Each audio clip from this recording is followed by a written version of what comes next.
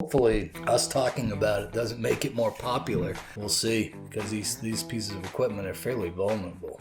And the problem is right now, the replacement time for this equipment is years. Now that comes up to the resilient part, that the other risk management is having backup equipment. And one of the things I saw in some of the media coverage in North Carolina was the use of what's called a mobile substation.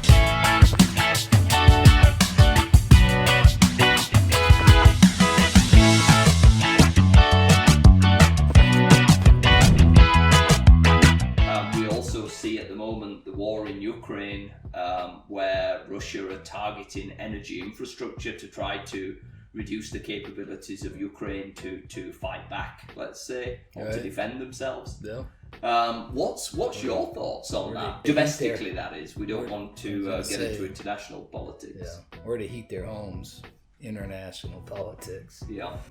There's a real famous occurrence of that called the Metcalfe substation. It was in the Silicon Valley area, and that was a concentrated, planned attack on a substation in which they still haven't caught the folks that did it, but it was felt and believed to be a desire to take out the power grid in Silicon Valley, which would have had a significant effect on the U.S. economy. Yeah.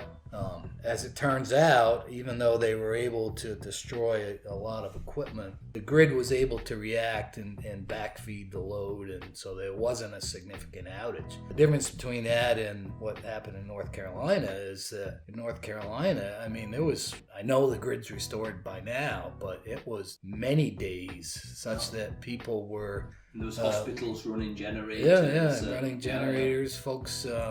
lost all the food in their refrigerators because obviously all the freezers were not working, and it's hopefully us talking about it doesn't make it more popular. Well, and I was just going to say, we certainly don't want to talk about the hows, but what I'd be interested to hear is what are energy companies, are they looking at this? Absolutely. I heard the phrase grid resilience and so on. So there's two ways to be able to manage the risk. One is to what's called hardening of the substations themselves. So putting high fences around the substations so that you can't sit on the outside and pick off the equipment on the inside. That's probably, in my opinion, the best and most cost effective, although some of these substations are quite large. Yeah. And depending on the elevation, you'd have to worry about people gaining. Like at Metcalfe, for example, these people found high points of access where they were actually shooting down onto the equipment. And the other is the specific equipment itself. A couple years ago, after Metcalfe, I saw a presentation from a transformer manufacturer. It was a cool presentation because this guy was talking about starting off with, hunting rounds going all the way up to 40 millimeter armor piercing rounds and shooting transformers. But they were putting on the walls of the transformer, they were putting basically armor plating on there to harden the equipment. So I think you need to do both of that, depending on where your substation is and how critical it is. But it's pretty scary, and we'll see, because these pieces of equipment are fairly vulnerable. And the problem is right now, the replacement time for this equipment is years. So that comes up to the resilient part, that the other risk management is having backup equipment. Yeah. And one of the things I saw in some of the media coverage in North Carolina was the use of what's called a mobile substation. Yeah. So like something that the Delta Star would manufacture, or Jordan or something. Yeah. I guess, Yeah. Here.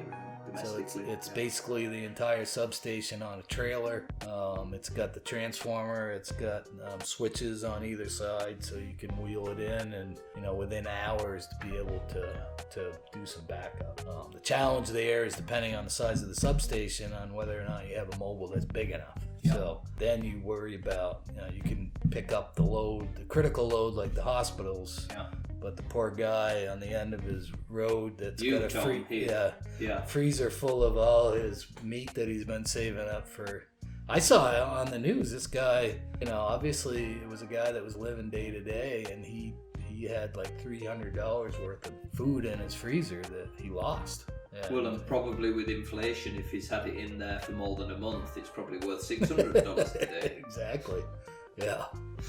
So, okay, the replacement value has gone up on his insurance bill. Yeah. Tenfold.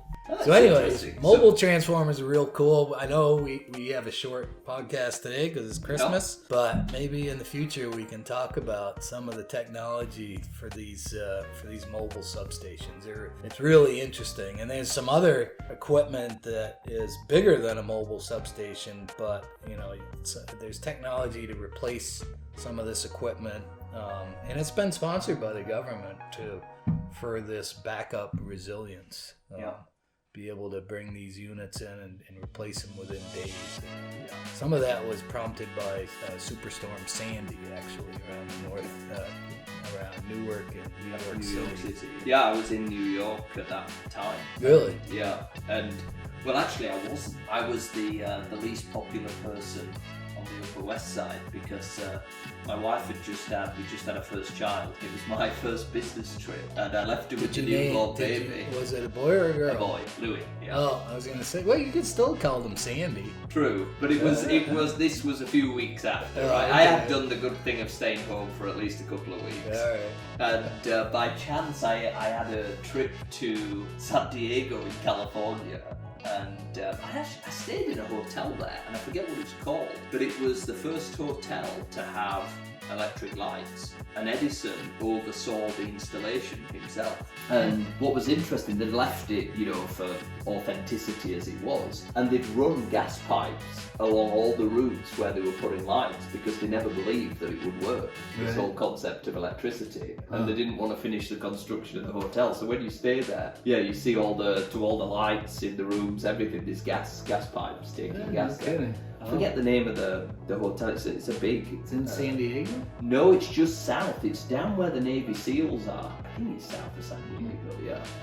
Anyway, we'll look it up and throw a link in the comments for anybody that wants to stay in the first electrified. Yeah, that'd be cool. Lighting hotel. Yeah, it was great. It was an industry event, and I thought it was a great venue to put it, but also expensive. Okay. It wasn't a cheap hotel, so that's maybe a limitation. But on that topic, I think we definitely, back to what you said about mobile transformers. I think we should probably get somebody from maybe Delta Star on, because I think they have a big role to play in the future of this grid resilience type project. To your point, yeah, and they're the biggest manufacturer of mobile transformers.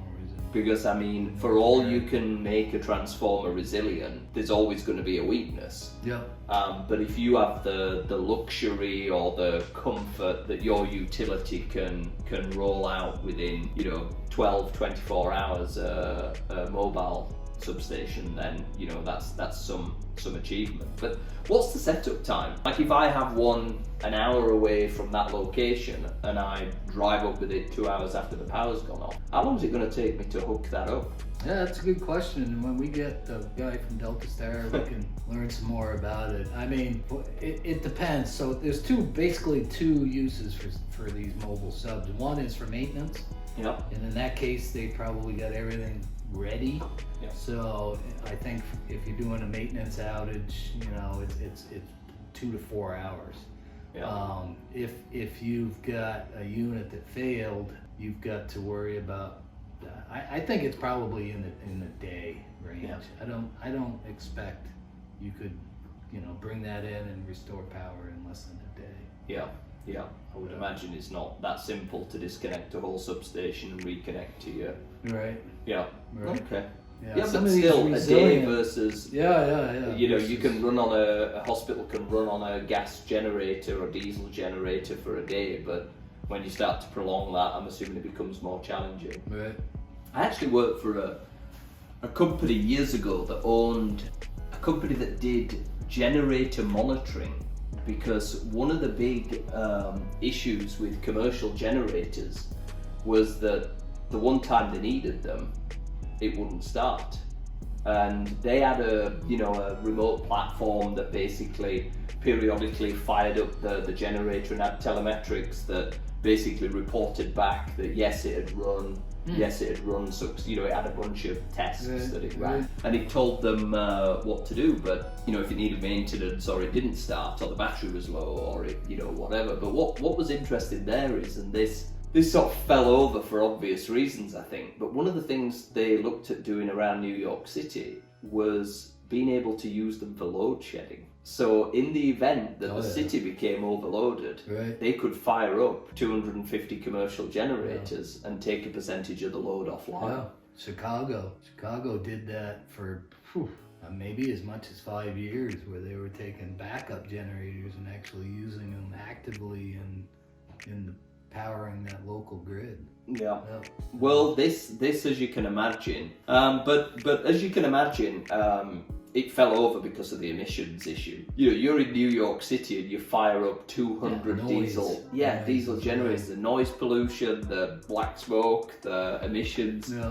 But what they did get running with, which was interesting at the time when I lived there, window mount air conditioners were one of the biggest problems for Con Edison on the network, because typically, all these apartments, old apartment buildings, you didn't have any central AC, but you had usually a window mount in the main room in the apartment. That's what we had. We lived in an old brownstone walk-up single floor flat. And what was interesting is the price. Everybody used to go and buy those things from GE, and maybe they were, I don't know, let's say $600, $700, $800. And all of a sudden, the market was flooded with cheaper units, predominantly manufactured in Asia at that point.